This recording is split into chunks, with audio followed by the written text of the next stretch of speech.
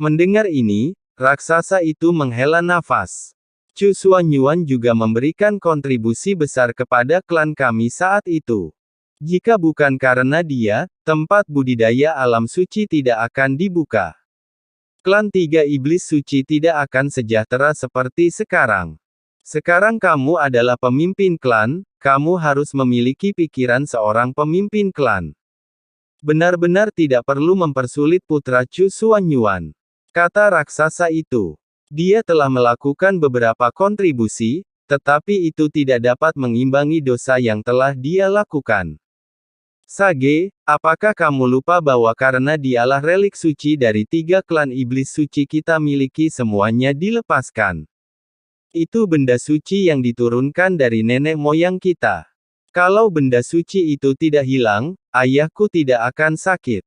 Kalau bisa, aku sangat tidak mau untuk menjadi pemimpin klan. Saya berharap ayah saya yang duduk di sini.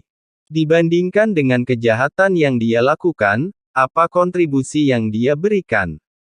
Bahkan membunuhnya 100 kali tidaklah terlalu banyak. Pria Parubaya itu menjadi begitu bersemangat hingga dunia sekitarnya pun terpengaruh dan menjadi sangat dingin. Melihat pria Parubaya seperti ini, raksasa itu memilih untuk tetap diam. Pria Parubaya itu pun terdiam. Setelah beberapa saat, pria Parubaya itu berbicara lagi. Ketika dia berbicara, nadanya jauh lebih tenang, bahkan sedikit meminta maaf. Sage, aku tidak menyalahkanmu. Sebenarnya, saya sangat terkekang. Jika tidak, saat putra Chu Xuanyuan masuk ke tempat ini, saya akan menamparnya sampai mati. Kesampingkan masalah Chu Xuanyuan, bahkan jika kita berurusan dengan penyusup biasa, kita perlu memberitahu dia bahwa klan iblis tiga suci kita bukanlah tempat di mana mereka bisa datang sesuka mereka.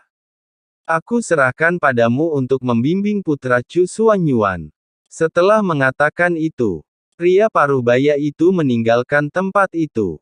Melihat hal tersebut, pria raksasa itu menghela nafas, lalu tubuh besarnya mulai menyusut dengan cepat. Pada akhirnya, tingginya hanya 1 meter, lebih dekat dengan wujud manusia.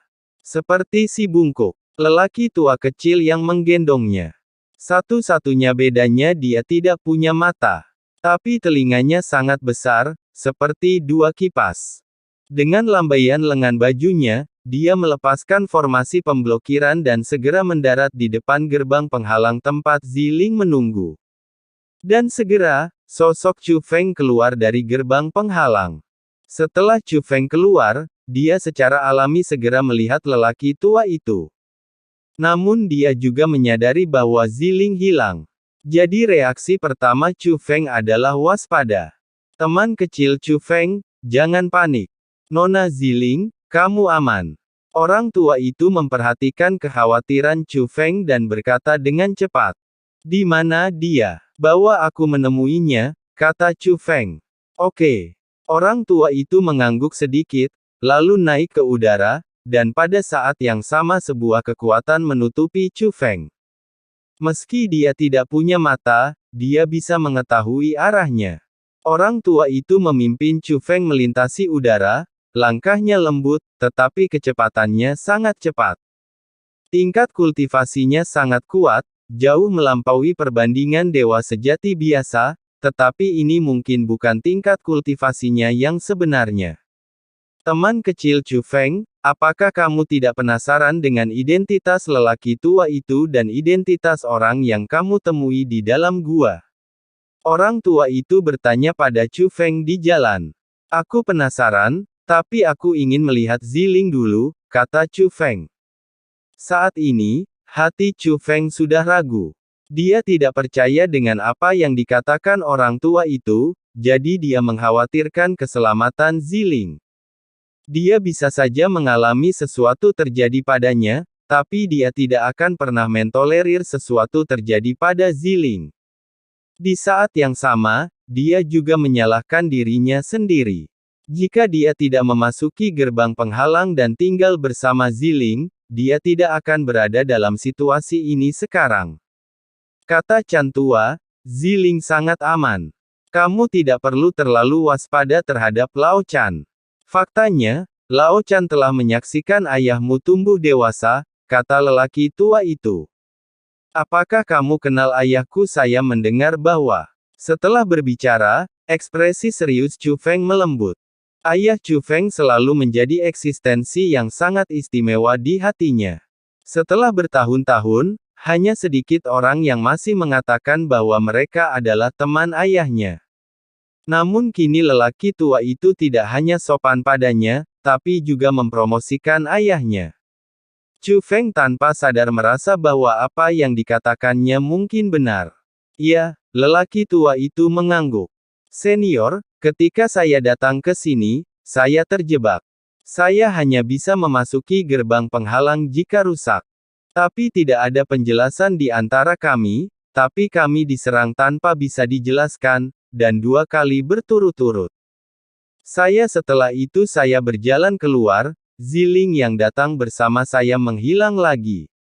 Sangat sulit bagi saya untuk tidak khawatir. Jika saya menyinggung Anda dengan sikap saya sebelumnya, mohon maafkan saya, senior, kata Chu Feng. Bisa dimengerti. Sebenarnya, kami punya masalah dengan keramah tamahan kami, kata lelaki tua itu sambil tersenyum. Nanti menurut perkenalan orang tua itu, Chu Feng akhirnya memiliki pemahaman tertentu tentang tempat ini. Orang tua di sini disebut Lao Suci. Orang suci tua ini, yang berambut putih dan berambut hitam yang dilihat Chu Feng di dalam gua, keduanya berasal dari keluarga yang sama, klan iblis 3 orang suci. 3 klan iblis suci adalah penguasa dunia ini. Klan monster 3 orang suci tidak bersifat eksklusif. Selama seseorang bisa masuk ke sini dan mencapai titik ini, dia memenuhi syarat untuk memasuki klan 3 iblis suci. Ayah Chu Feng telah masuk ke sini berkali-kali.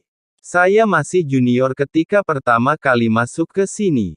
Terakhir kali saya masuk adalah beberapa tahun yang lalu. Ayahmu sangat berbakat. Saat dia masih junior, dia meninggalkan kesan mendalam pada klan kita. Setiap kali dia kembali, budidayanya akan meningkat pesat. Dia juga akan mengetahuinya. Sesuatu yang bahkan anggota klan 3 Saint Iblis kita tidak bisa melihatnya. Dia menghancurkan formasi bersama dengan anggota klan saya memungkinkan kami, klan 3 Iblis Suci, memperoleh manfaat yang tidak dapat kami peroleh sebelumnya. Ayahmu telah memberikan kontribusi besar bagi kemakmuran klan 3 Iblis Suci kita hari ini. Ketika dia datang terakhir, lelaki tua itu tidak bisa lagi melihat budidayanya. Dia ingin membantuku, 3 klan iblis suci, memecahkan formasi tingkat terakhir. Secara logika, formasi itu tidak dapat dengan mudah ditantang, bahkan oleh anggota klan 3 iblis suci milikku.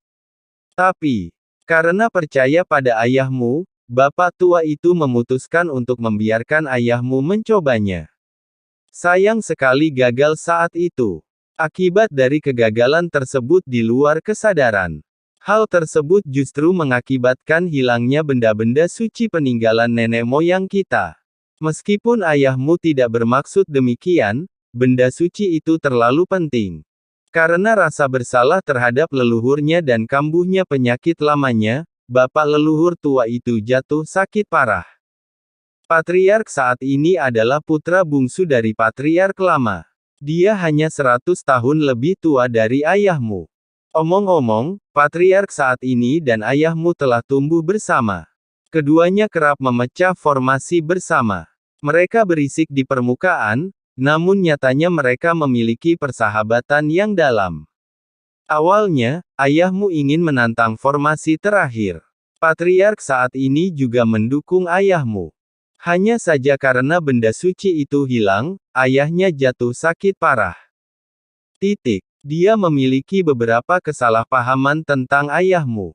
Tapi sifatnya tidak buruk, jadi jangan khawatir, Ziling pasti akan baik-baik saja.